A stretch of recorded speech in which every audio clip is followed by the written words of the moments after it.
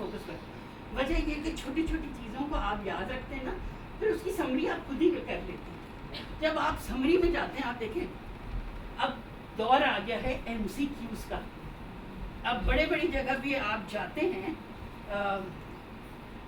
Higher degrees लेने, तो ज़्यादातर सब्जेक्टिव क्वेश्चंस होते हैं या MCQs होते हैं? MCQs। They don't want unnecessary चीज़ें आप बोले।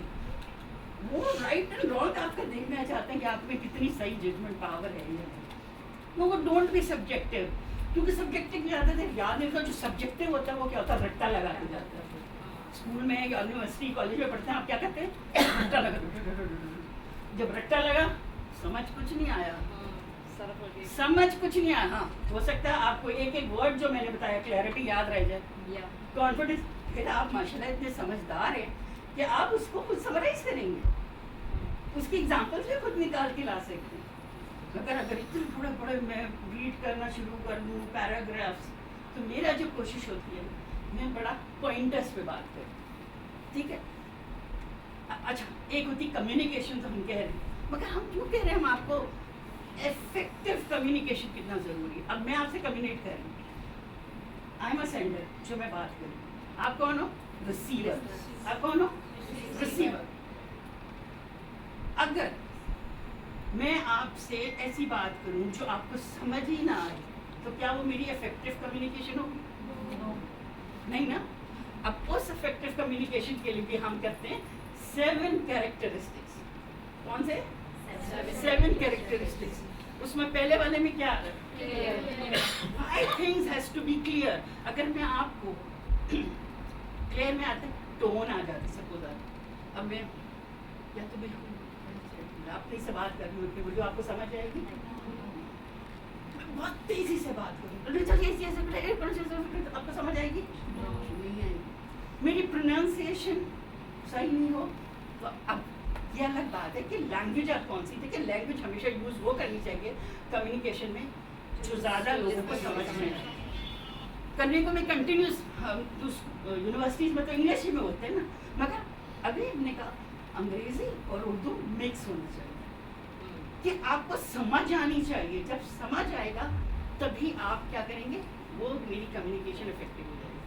तो number 1 it should B clear. Next, अच्छा आप ये खुद एक दफ़ा पढ़ ले, फिर इसमें हम डिटेल सब लोग बोलें।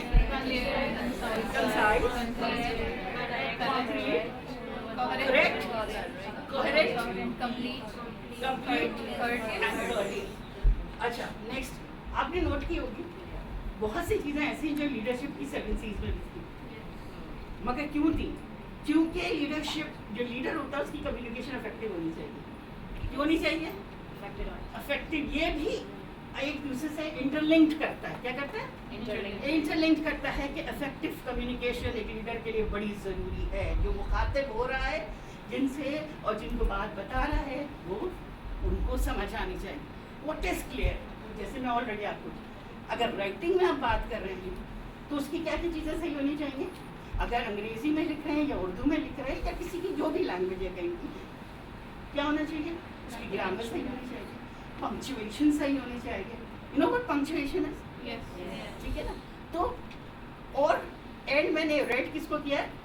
आपका जो मैसेज का ऑब्जेक्टिव है या गोल है वो क्या होना चाहिए? क्लियर। सपोज आज की ये हमने आपको एक इनविटेशन कार्ड भेजा था, ठीक है। इनविटेशन कार्ड से पहले अनाउंसमेंट था, उसमें क्या क्लियर चीज़ें थी? टॉपिक्स क्लियर थे या नहीं? कि जो हम टॉपिक पढ़ाएंगे वो ये है, तो जिनको उस टॉपिक में इंटरेस्ट है वो ही आएंगे ना। अननेसेसरी ऊपर कोई नहीं कहेगा तो, या आके नहीं कहेगा हम तो पता नहीं क्या सोच के आए। अब अगर आप हमसे कहेंगे, हम आपसे कहेंगे ना, हमने तो आपको बता दिया था ये टॉपिक्स पे बात हुई, ठीक है। उसके बाद क्या आ जाता है? पर्पस क्या है? पर्पस क्या लिखा था? जैसे कार्ड में था 1 day workshop, certified workshop, free of cost. Purpose था to educate you, to educate you. इसके बाद है ये, इसको छोड़ दें, minimize the number of ideas. अच्छा मैंने जैसे कहा ना कि सब्जेक्टिव जैसे मैंने पहले बोला है, तो हम मैं आपको एक साथ बहुत सारे आइडियाज एट ए टाइम दूँ। ये आप किसी को मेल कर रहे हो, एक ही साथ सारे आइडियाज दे दें, आपको समझ आएगी? नहीं आएगी ना? आपको समझ आएगी? तो आप मिनिमाइज करें एट द टाइम। एक दो आइडियाज, 3 आइडियाज, किसी ने आपसे प्रपोजल मांगा है, आप उसको बहुत सारे वो नहीं करें, कंफ्यूज नहीं करें, एक या दो आइडियाज दें। फिर अगर वो कहते हैं no I don't want one, so again you send them another more. सही है?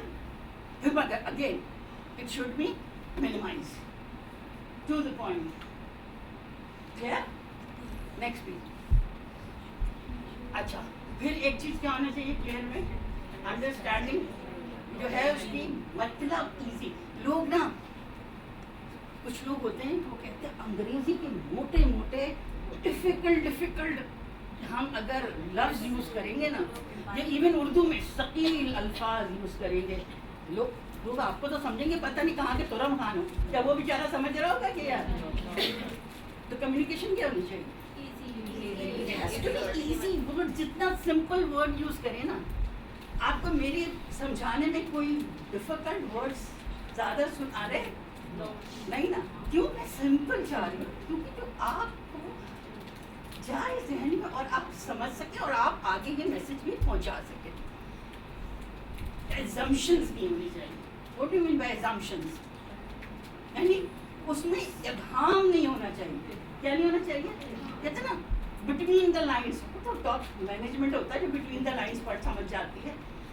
लोअर लेवल पे तो बिटवीन द लाइन्स बहुत से लोग नहीं समझ सकते। तो आपका बॉस कह रहा है बिटवीन द लाइन्स, मेरी बात नहीं समझ रहा, क्लियर? अभी तो वो स्टार्टर है, शुरू करा है उसने काम, तो कोई इबहाम नहीं होना चाहिए। देन जैसे ये मैंने कहा, people should not have to read between the lines, मैं आपको ऑलरेडी बोल चुकी हूँ। Next please. अच्छा, वो क्लियर हो गया पिछला वाला पॉइंट? आपके जहन में कुछ है इसके बारे में बोलने को? Sure? What do you mean by concise? Concise, precise, इसका दूसरा सिनोनिम में अगर देखें निकाल के तो उसका क्या होगा? Precise, to the point. कहते हैं ना, अच्छा मुद्दे की बात करें आप, please come to the point. आपको बड़ा कंसाइज वे में कम्युनिकेट करना, लंबी चौड़ी नहीं हाँकनी। ठीक करती हूँ, मगर कंसाइज की एक बात और पूछना चाहूँगी। कंसाइज के लिए जैसे कोई जुमला होता है, एक लंबा चौड़ा जुमला थैंक यू कर दिया काफ़ी होता है, थैंक यू कर दिया, ओब्लाइज कर दिया, मोब्लाइज। लोगों ने एक दास्तान अगर लिख देंगे, क्या वो सही है? इफेक्टिव तो नहीं होगी ना communication. When there is one word और टू वर्ड्स टू कि आपका मैसेज कम्युनिकेट हो रहा है, why using so many words? अब वो दौर नहीं रहा। पहले ज़माने में सीवीज पढ़ाया करती थी, 4-4, 5-5 पेजेस की। आज आप अगर सीवीज इतने सारे पेजेस की बना के देंगे ना, तो जो पहले आपको देखा है आपकी सीवी कहेगा भाई ये पुराना ऑब्सोलीट हो गया। आजकल जो है ना, लोग कम से कम बात में अच्छी concise, what is it?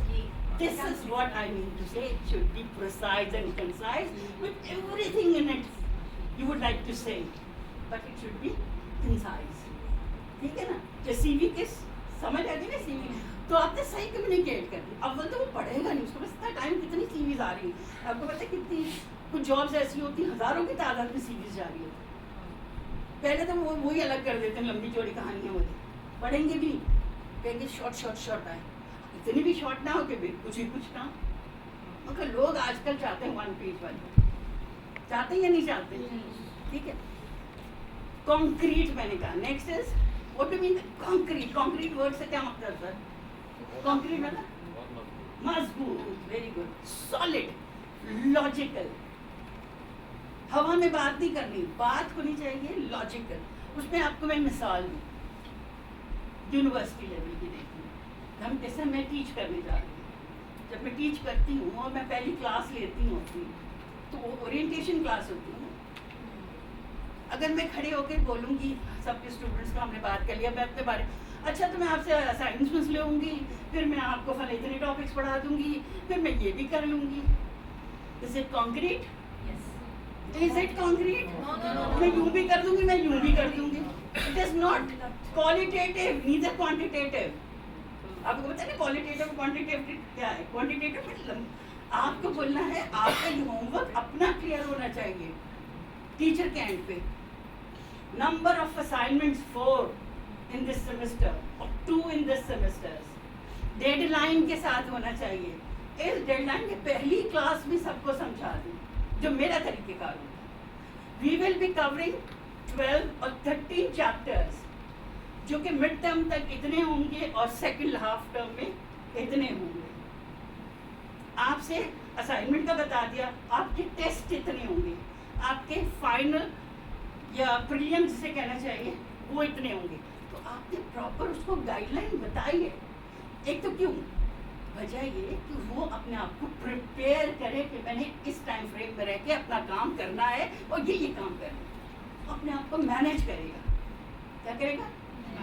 Student भी अपने आप को मैनेज करेगा। तो it has to be concrete. Can anybody read this out? I want somebody to speak up. Please इसको रीड करें प्लीज। एक पल्ला की आवाज प्रॉपर आए। When your message picture of what you are telling them, they are details but not true. Many and its facts and theirs are laser like a poker. Your message is solid. Vivid का मतलब क्या होता है? Blur. यानी कि it should B clear. Vivid मतलब ये जैसे मैंने बताया था ना भाम या इसका मतलब ये हुआ कि मैं अगर जो बात कर रहा हूँ या समझा रहा हूँ वो एक ही बात होनी चाहिए और फिक्स होनी चाहिए। बार बार बात तब्दील ना की चाहिए। एक तो रिपीटिशन नहीं होनी चाहिए। रिपीटिशन क्या होती है कि रिपीटिशन में आप वही जुमला पूरे वक्त रिपीट कर रहे हैं। ठीक है, पढ़ाने में आपको एक ऐसे दो दफ़ा रिकैप होता है एंड में, मगर ये नहीं कि अब मैं बार बार कह रही हूँ मैंने मैसेज फिर मैं इसको शुरू हो गई उस कहानी को लेकर। इधर वो आप एग्जाम्पल फॉर्म में बताएं, मगर it should be different from the way. May be objective आपका एक ही है। मे बी जैसे ऑब्जेक्टिव मेरे ये है कि मैं अगर ये समझा रही हूँ तो मैं एक एग्जाम्पल दे दूँ, मगर related to that it shouldn't be irrelevant. Irrelevant नहीं होना चाहिए। Is it be clear about the concrete and why it is effective communication? Because it should be logical. It should be, अगर आप लॉजिकल बात नहीं करेंगे, कंक्रीट बात नहीं करेंगे, तो क्या वो कम्युनिकेशन अगले को इफेक्टिव होगी? नहीं होगी। Next please. Next after concrete अभी कौन कौन से हो गए? चलो बीच में हम बस पूछ लें। अभी ये कौन कौन से कर लिए?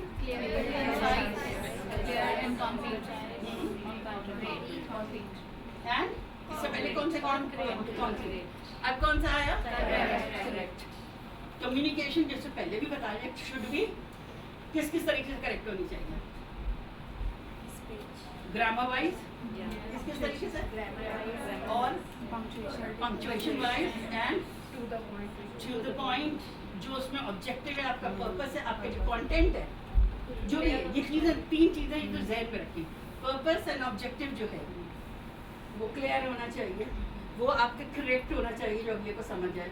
और कंटेंट होता है जो लिखा, जैसे मैं आपको लिखे हुए प्रेजेंटेशन दे रही हूँ, दिस इज माय कंटेंट जो मैं बोल रही हूँ, दिस इज व्हाट आई। देखिए दो तरीके से कम्युनिकेशन होती है, एक होती है वर्बल और एक होती है nonverbal. What is verbal? Verbal जो मैं बोल रही हूँ वर्ड्स से, और इनवर्बल कौन सी होती है? राइट भी एंड माय बॉडी लैंग्वेज। हो सकता है मैं आपको मीन्स आपको समझ आया मेरी बॉडी लैंग्वेज ने कहा, मैंने ज़बान ही नहीं बोला, मगर बॉडी लैंग्वेज से भी, इसलिए कहते हैं आपकी बॉडी लैंग्वेज भी बड़ी ग्रेसफुल होनी चाहिए, जिससे कोई गलत मैसेज किसी को नहीं। खासकर ख़वातीन के लिए क्यों कहते हैं ऐसे उठो, ऐसे बैठो, यूँ करो, क्योंकि आप शायद समझ नहीं पा रहे, मगर कहीं अगला बंदा उस बॉडी लैंग्वेज को गलत वे में ना ले। तो इवन मर्दों के लिए मैं कहती हूँ उनकी बॉडी लैंग्वेज ऐसी होनी चाहिए कि उनको एक पर्सनालिटी बनी है, करिश्मा बनी। सही है? So you should be correct. अब ये रेड में जा रहा है, correct communication is also error.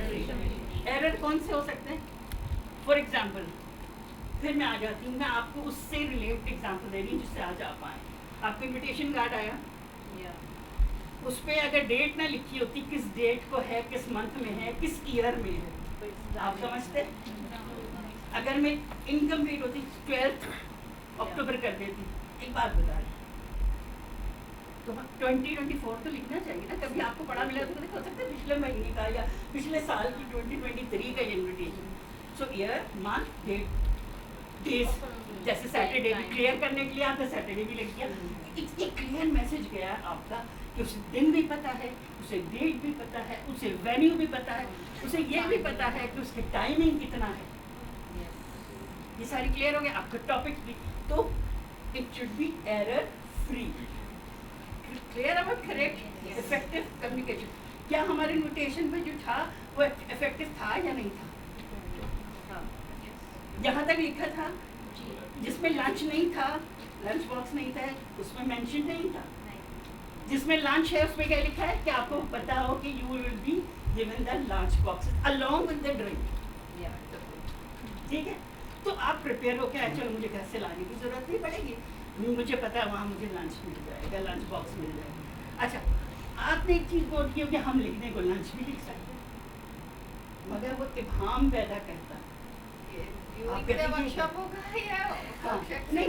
अच्छा, एंड पता क्या होता है, लोग बुराई पहले गए, तो लंच लिखा, ये तो बॉक्स दे दिया, यही बोलेंगे ना भाई लंच लिखा था, लंच बॉक्स दे दिया भाई, इसलिए बेहतर है क्लियर कर दो, कम से कम। कहते हैं ना बेस्ट वो होता है कस्टमर सेटिस्फाई करने के लिए उसकी जो वो आ रही होती है क्वेरीज नेगेटिव, उसको कम करो, सेटिस्फाइड कस्टमर्स बनाओ।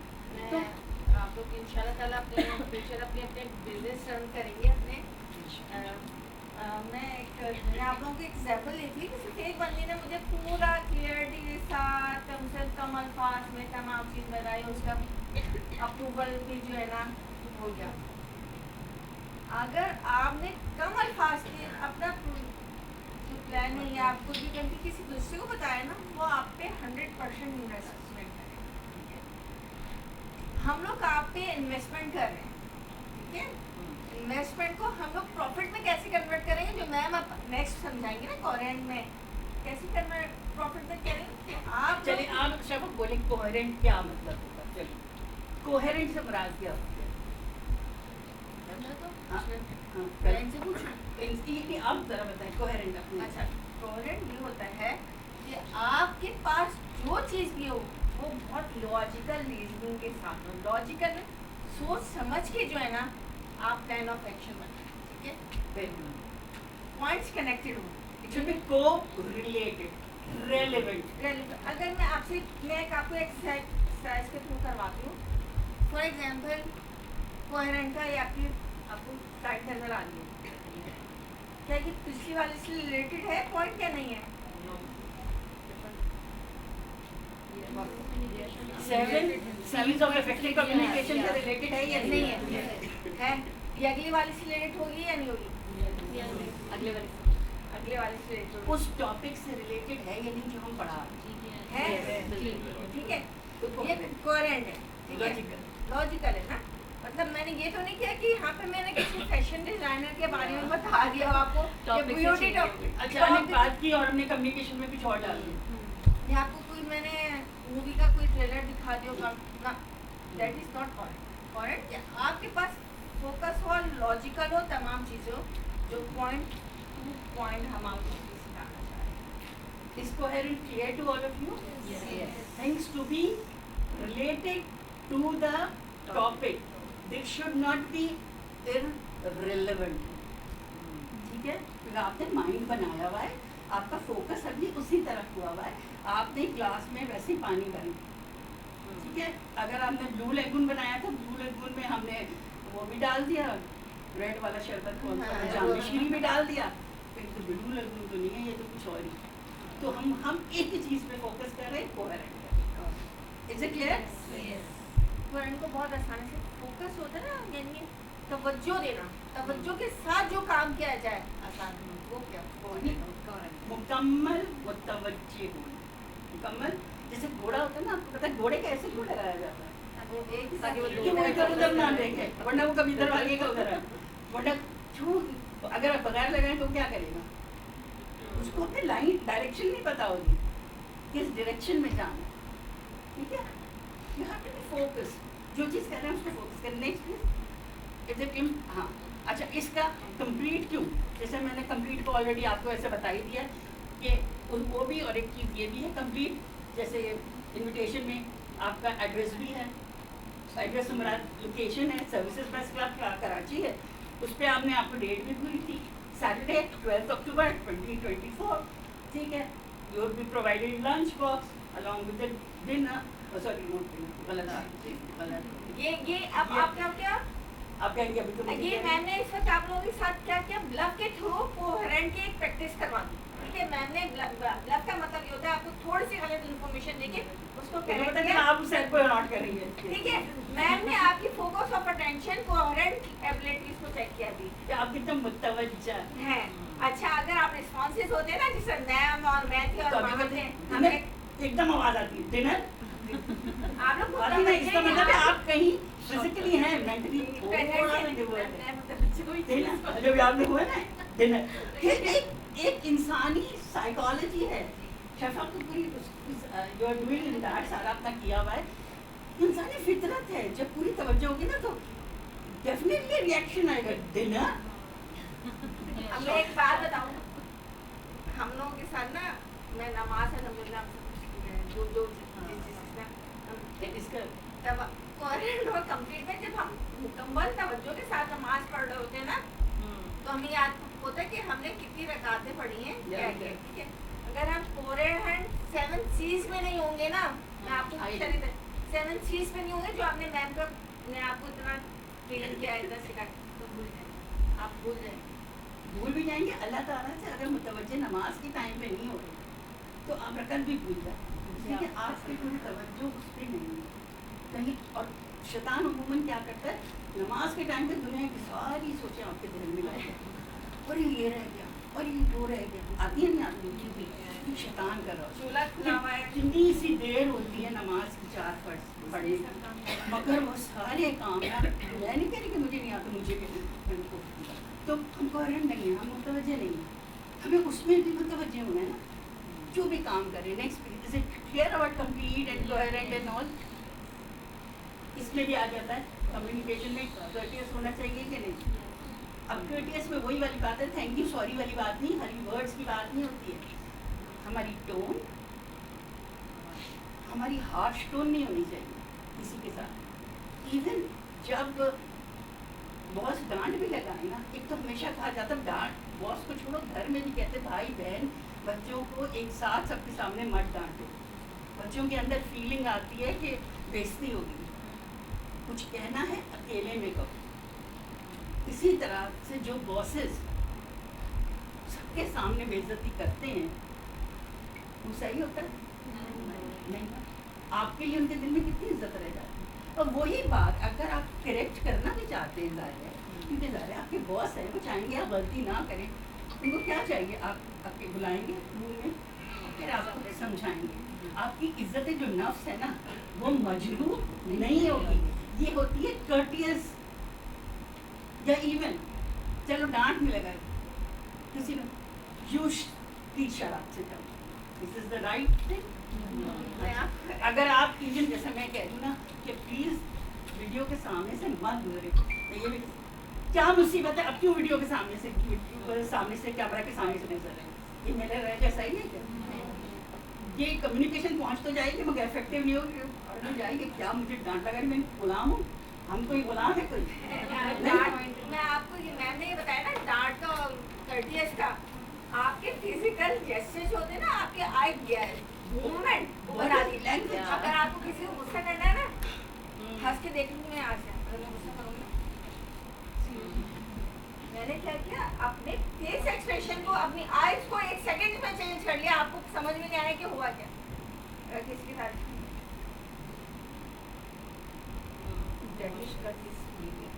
आप फिजिकल जेस्चर्स भी ये काउंट करेंगे। आपके जो जूनियर्स हैं उसकी भी रिस्पेक्ट करना इज कर्टियस, आपको अपने छोटों को भी रिस्पेक्ट देनी, बड़ों को तो इंसान देता ही है, क्योंकि पता है बॉस के आगे तो नहीं चलेगी ना, छोटों को अगर आप रिस्पेक्ट देंगे तो कल वो आपकी रिस्पेक्ट करेगा, कहते ना इज्जत दोगे तो इज्जत पाओगे। तो अगर मैं ये बात अगर तरीके से कहूँ, प्लीज़ देखें कैमरे के आगे आएंगे तो हमें प्रॉब्लम होगी एडिटिंग के टाइम, या तो नीचे ऑफिस से निकल आएंगे, शायद मेरी बात आपको बुरी ना लगे, ठीक है क्या नहीं? इसी तरह से कर्टियस का और कोई मिसाल आप देना चाहेंगे?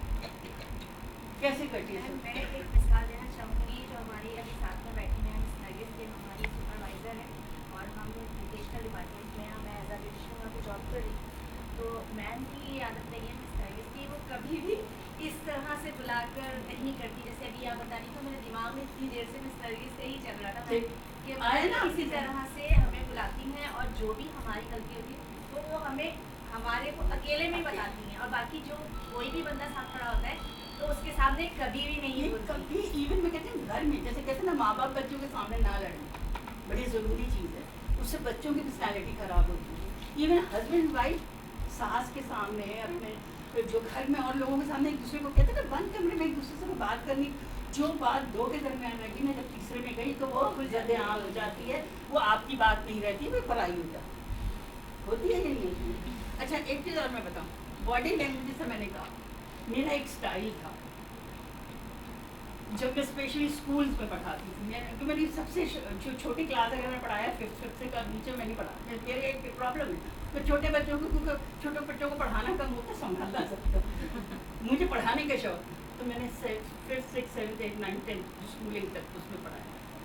मेरा क्या होता था, स्कूल आप जाएंगी, आप में से कितनी कोई है एजुकेशन में? Raise your hand.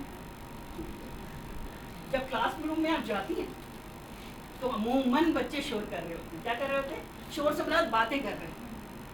मेरा क्या होता था, ये मैं जाते के साथ ना कभी येल नहीं करती, कभी चिपटी, okay please keep quiet, sit down, keep quiet, never, I have never done it. मेरे किसी स्टूडेंट से पूछा, और ये बात इसकी नहीं है, ये बात मैंने BBS और MBS में पढ़ा है, वहाँ भी है, मैं करती हूँ।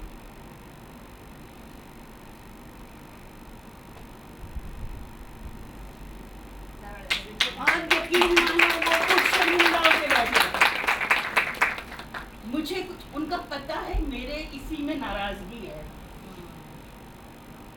और मुझे पता है ने टीचर ने अपना लेक्चर स्टार्ट ही नहीं करना है जब तक हम चुप नहीं होंगे। कि मैं पहले दिन ही बता दूँ, जब मैं ओरिएंटेशन देती थी ना, कहती मैं आपको चीखूंगी नहीं, और मैं लेक्चर स्टार्ट मैम आपके जो वो चल रहे थे ना इमोशंस के, मतलब आप उधर देख रही है जहाँ जहाँ शोर हो रहा है, तो इस तरह से आपने वहाँ मुस्कुराई भी इधर, ताकि लोगों को खुद पता चल जाए कि इस जगह पे शोर है। और ये नहीं पता शोर इधर हो रहा है, मैं ये भी जहाँ हो रहा है उनको कहते ना, उसको कहते हैं ऐसे कहना है कि अब बॉडी लैंग्वेज में आप ऐसी रखें ना कि इंसल्टिंग। जी, ये क्लास 5 का अगर आप बता रही हैं तो यही चीज़ एक 5 साल के बच्चों की जो मॉन्टेसरी की क्लास होती है, अगर आप उनके आगे भी जस्ट कहते हैं ना, इफ द 5 साल का बच्चा 25 बच्चा एक क्लास में आपको नहीं सुन रहा, और फिर आप सिर्फ इस तरीके से करोगे ना, तो बच्चा वहाँ से आपको देख के सारे ऐसे बैठे होंगे, वो 5 साल के बच्चे के, वो आपको महसूस होगा बच्चों को कि हाँ ना हमें सुनना चाहिए, क्योंकि आई एम मॉन्टेसरी टीचर, मैं 5 साल के बच्चों को पढ़ा रही होती हूँ, और शी इज माय डॉटर। जब कहते हैं ना एक वर्ड्स काम नहीं करते, तो your silence and your gestures works a lot. तो आप जैसे अपना जेस्चर दिखा रहे हैं, आपके बच्चों को ऑटोमेटिक सबको बच्चे देगा, वो छोटा सा 5 साल के बच्चे को। गुड। अब ये चीज़ आप सोचें, ये तो मैं क्योंकि मैं जिस ग्रेड को पढ़ाया तो मैं उसकी बात कर रही हूँ, मगर डेफिनेटली क्योंकि जो चीज़ एक आपकी कहते ना खामोशी, एक चुप 100 पर है, सुना किसी ने नाम को, बड़ा इसकी डेप्थ है इसमें। अगर आप बातें करते रहेंगे, बहसबाजी करेंगे, there is never ending. Even मियाँ बीवी में अगर बातचीत हो रही है, गुस्सा हो रहा है, अगर ये चुप हो जाए बीवी, उसका सपोज अगर बीवी चुप हो जाए, और बाद में देखा है जब मियाँ ठंडा मिजाज हो गया उसका, किस तरीके से समझाए समझ में आए। और अगर मियाँ मतलब बीवी गुस्सा कर रही है तो शौहर को चाहिए कि उस वक्त वो चुप हो जाए, वो चुप हराती है। कहते हैं ना, बैकफुट हो जाने का मकसद ये नहीं कि आपने रिट्रीट करके हार मानी, रिट्रीट करके हार नहीं मानी है, आपने दूसरा एक्शन लेने के लिए आपने 2 कदम पीछे हटे, ठीक है। तो आपकी खामोशी में जितना मैसेज अगर कन्वे हो रहा है, समझे वो बहुत है। तो इज इट क्लियर? मैनेजमेंट बहुत इम्पोर्टेंट टॉपिक है। टाइम इज़ मनी, मैं हमेशा कहती हूँ टाइम इज़ मनी। कहते हैं ना बर्फ होती है, बर्फ अगर साबित है तो वो बिक सकती है, उसके पैसे आप अर्न कर सकते हैं। जैसे ही वो पानी बन गई के बर्फ के पैसे मिलेंगे, तो time is money like that. Next इसके एंड ये सब आपको मिल जाएंगी, छोटी छोटी चीज़ें बाद में मैं आपको की लर्निंग्स वगैरह में। अब हम आ जाते हैं, एक दफ़ा फिर पढ़िएगा कौन कौन सी चीज़ पढ़िए जल्दी से।